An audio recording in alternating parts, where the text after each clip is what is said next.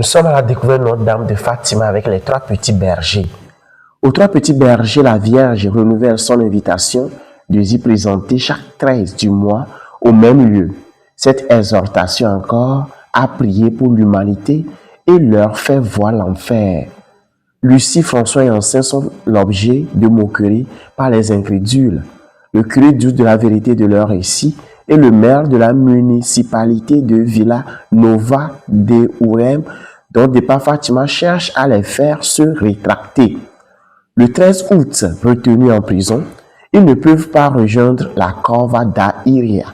Mais Marie leur apparaît à l'improviste le 19 août, alors qu'ils font paître le troupeau à Valinos, non loin de Arjustrel. Lucie demande ce qu'il faut faire des enfants des fidèles laissés à Cova da Iria. Elle lui répond qu'il faut justement y faire construire une chapelle. L'apparition se répète ponctuellement, également le 13 septembre, et pour le dernier rendez-vous, Marie promet un miracle pour que tout le monde croie. C'est une journée froide et grise, ce 13 octobre.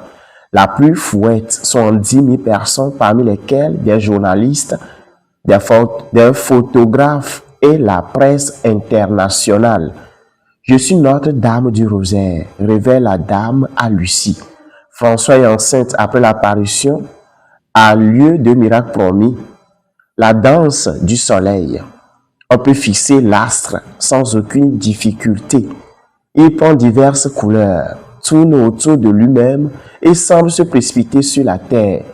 Et lorsque l'événement extraordinaire cesse, les habits des gens jusque-là trempés par la pluie sont parfaitement asséchés. C'est seulement après 13 ans, le 13 octobre 1930, que l'autorité ecclésiastique déclare les apparitions dignes de foi et autorise le culte de Notre-Dame de Fatima.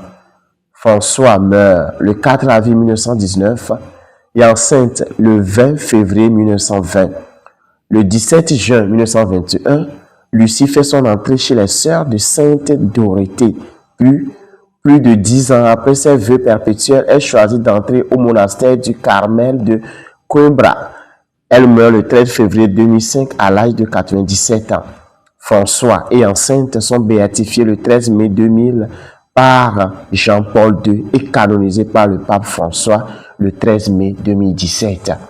Bien-aimés, que la vie de ces 3 bergers nous aide à nous abandonner à notre maman chérie pour marcher sur le chemin de la sainteté, pour qu'un jour nous puissions faire notre retrouvaille au ciel. Maman Marie, très sainte Vierge Marie, prie pour nous. Amen.